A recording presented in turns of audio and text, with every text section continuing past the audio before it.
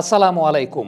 শ্রদ্ধেয় নাজমুল আবেদিন ফাহিম স্যার একটা মন্তব্য করেছেন যে তাসকিন আহমেদ এই মুহূর্তে দেশসেরা টেস্ট বোলার। এই ব্যাপারে দ্বিমত পোষণ করার আসলে কোনো জায়গা নেই, কারণ পরিসংখ্যান বলছে তাসকিন আহমেদই এই মুহূর্তে দেশসেরা টেস্ট বোলার। দেখেন, নতুন বলে বাংলাদেশের সব বোলাররাই উইকেট নিতে পারে, নতুন বলে বাংলাদেশের সব বোলাররাই ব্যাটারদের উপর আধিপত্য বিস্তার করতে পারছেন, টাফ টাইম দিতে পারছেন। কিন্তু তাসকিন কেন অন্য সবার চাইতে এগিয়ে, তার পেছনে সবচেয়ে বড় কারণটা পরিসংখ্যানগতভাবে পুরানো বলে তাসকিন আহমেদ বেশি টাফ টাইম দিতে পারছেন ব্যাটারদের অন্য বোলারদের তুলনায়। এক্স্যাক্টলি, হাসান মাহমুদকে মোটামুটি আমরা দেখতে পাচ্ছি পুরানো বলে বেশ নিষ্ক্রিয়ই তিনি থাকছেন, কিন্তু তাসকিন আহমেদকে দেখা যাচ্ছে পুরানো বলেও নতুন বলের মতোই তিনি ব্যাটারদেরকে টাফ টাইম দিচ্ছেন। আমরা একটু পরিসংখ্যানগতভাবে দেখি, তাহলে একটা বিষয় দেখতে পাবো যে বলটা যখন 30 ওভারের পুরনো হয়ে গেছে, 30 ওভার থেকে 79 ওভার পর্যন্ত, মানে সেকেন্ড নিউ বল নেয়ার আগ পর্যন্ত 30 থেকে 79 নাম্বার পর্যন্ত, এখন পর্যন্ত এই বছর তাসকিন 31 ওভার বল করেছেন, হাসান মাহমুদ 59 ওভার বল করেছেন। তাসকিন এই 31 ওভারের মধ্যে উইকেট নিয়েছেন 5টা, হাসান মাহমুদ এই 59 ওভারের মধ্যে তিনি উইকেট নিয়েছেন 7টা। বোলিং গড় অর্থাৎ প্রতি উইকেট নিতে তাসকিন আহমেদ খরচ করেছেন মাত্র 18 রান, হাসান মাহমুদ খরচ করেছেন 33 রান। প্রতি 37 বলে তাসকিন আহমেদ একটা করে উইকেট নিয়েছেন, হাসান মাহমুদ প্রতি 51 বলে একটা করে উইকেট নিয়েছেন। This is a huge difference. Economy রেটটা তাসকিন আহমেদের 2.89 30 থেকে 79 ওভারের মধ্যে, এবং হাসান মাহমুদের 3.97 30 থেকে 79 নম্বর ওভারের মধ্যে।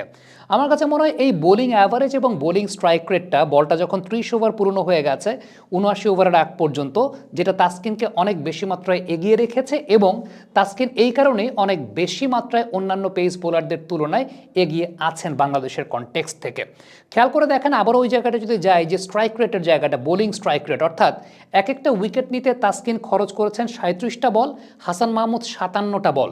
This is a huge difference. এবং রানের ব্যাপারটাও খেয়াল করে দেখেন, 18 রান প্রত্যেকটা উইকেটের জন্য, হাসান মাহমুদ 33টা রান প্রত্যেকটা উইকেটের জন্য। এবার আমরা যদি একটু নতুন বলের জায়গাটা দেখি, যে নতুন বলে বাংলাদেশের সব পেস বোলারের সাকসেসফুল। আমরা 0 থেকে 20 নম্বর ওভার পর্যন্ত একটা টাইম লাইন যদি ধরি, যে বলটা মোটামুটি নতুন আছে, বলের শাইন আছে, কিংবা ওই সময়টাও আসলে রিভার্স সুইং করার মতো না ওই রকমভাবে, ওই পার্টিকুলার সময়টাতে নতুন বলের শাইন থাকা অবস্থায় কার কী অবস্থা।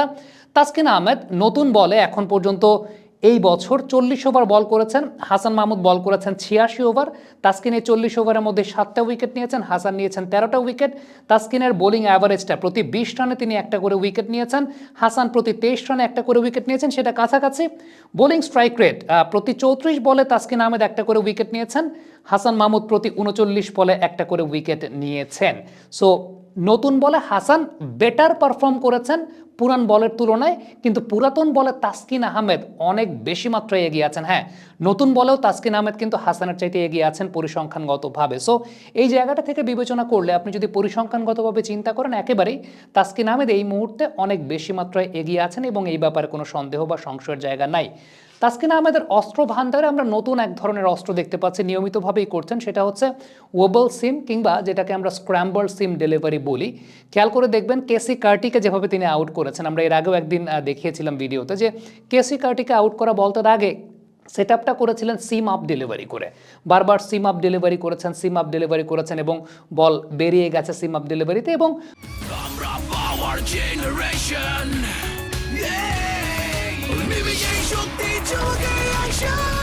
পাওয়ার চুমুকে অ্যাকশন। যেই বলটা আলটিমেটলি আউট হয়েছেন কেসি কার্টি, সেই বলটা একটা স্ক্র্যাম্বলড সিম ডেলিভারি ছিল। এখন দুটো ক্ষেত্রে তাসকিনের বল সিম ওরিয়েন্টেশনের পার্থক্যটা কেমন থাকে খেয়াল করে দেখবেন। সিম আপ ডেলিভারি যে সময়টায় তাসকিন করেন, সেই সময়টাতে বলের সিমটাকে তিনি আপরাইট পজিশনে ধরেন, এবং আপনি মোটামুটি বলের সিমের একটা অংশ বাদিক থেকে দেখতেও পাবেন, অর্থাৎ তার ধরার যে ধরনটা, সেখানে ইন্ডেক্স ফিঙ্গার এবং মিডল ফিঙ্গারটা যে অবস্থানে আছে, সেখানে বলের লেফট পাশের সিমটা সেটা একটু ভিজিবল। অন্যদিকে যখন তিনি স্ক্র্যাম্বল সিম ডেলিভারি করছেন, তখন বলটাকে হোল্ড করছেন ক্রস সিমড ওয়েতে। থাম্বের পজিশনটা খেয়াল করে দেখেন, যখন সিম আপ ডেলিভারি করছেন থামটা থাকছে একটু বাদিক ঘেঁষা, কিন্তু যে সময়টায় স্ক্র্যাম্বল সিম ডেলিভারি করছেন, সেই সময়টাতে তার থামটা কিন্তু একদম নিচ বরাবর রয়েছে, অর্থাৎ তার দুই ফিঙ্গারের একদম নিচ বরাবর রয়েছে।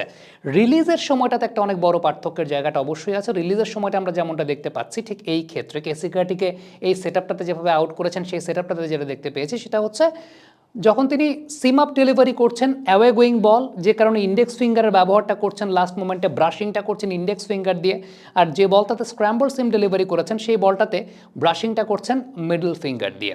সো এই যে দুটো জায়গার মধ্যে পার্থক্য, এটা কিন্তু স্কিল ডেভেলপমেন্টের বিষয়। হাসানকেও আমরা কিন্তু দেখি, হাসানও বেশ ভালো স্ক্র্যাম্বল সিম ডেলিভারি করতে পারেন, হাসানের সিম ওরিয়েন্টেশন আমার কাছে আরও বেটার মনে হয়। বাট তাসকিন কেন এগিয়ে আছেন? তাসকিন এগিয়ে আছেন তার পেছনে বড় কারণটা আমার কাছে মনে হয় এক্সট্রা পেস, এবং কেন তাসকিন আহমেদ পুরাতন বলেও বেটার পারফর্ম করছেন, পুরাতন বলে টাফ টাইম দিচ্ছেন, সেটাও আমার কাছে মনে হয় যে পেসের এই যে 5 থেকে 7 কিলোমিটার বেশি পেসের যে একটা অ্যাডভান্টেজ, সেটা তাসকিন আহমেদ পাচ্ছেন। অন্যথায় পুরানো বলে একটা বোলারের সবচেয়ে বড় অস্ত্রের জায়গা হওয়া উচিত রিভার্স সুইংটা জানা, যেটা বাংলাদেশের কোনো পেস বোলারের আসলে ওইভাবে নাই। আমার কাছে মনে হয় যে তাসকিনকে আমরা এখন বাংলাদেশের কনটেক্সটে বেস্ট টেস্ট বোলার বলছি, এটা বলতে চাই তাসকিন ওয়ার্ল্ডের কনটেক্সটে one of the best test bowlers হবেন, কিন্তু সেক্ষেত্রে তাকে পুরাতন বলে রিভার্স সুইংটা আসলে শিখতে হবে। হাসানের যেহেতু পেস ওই রকম নাই, তার দুইটা ওয়ে আছে, একটা হচ্ছে হয় পেসটাকে বাড়ানো, আর যদি বিশ্বসেরাদের কাতারে যেতে চান সেক্ষেত্রে রিভার্স সুইং শেখাটা আসলে খুব গুরুত্বপূর্ণ, কারণ রিভার্স সুইং ছাড়া পুরাতন বলে আপনি টাফ টাইমটা দিতে পারছেন না ব্যাটারদেরকে। এবং আমরা দেখতে পাচ্ছি সপ্তম অষ্টম নবম উইকেট জুটিতে কিন্তু বড় বড় পার্টনারশিপ হচ্ছে, যে জায়গাটা বাংলাদেশ ক্রিকেটের জন্য অনেক বেশি মাত্রায় আমরা দেখছি যে একটা ডিমেরিট পয়েন্ট তো অবশ্যই বাংলাদেশ ক্রিকেটকে দিচ্ছে। কমেন্ট বক্সে আপনাদের মন্তব্য মতামত জানতে চাই তাসকিন আহমেদের এই ব্যাপারটা নিয়ে আপনারা কি মনে করছেন, এবং ফাহিম স্যারের মন্তব্যের সঙ্গে আপনারা একমত কিনা। আমি তো একমত, আপনাদের একমত কিনা অবশ্যই কমেন্ট বক্সে জানাবেন, অপেক্ষায় থাকলাম।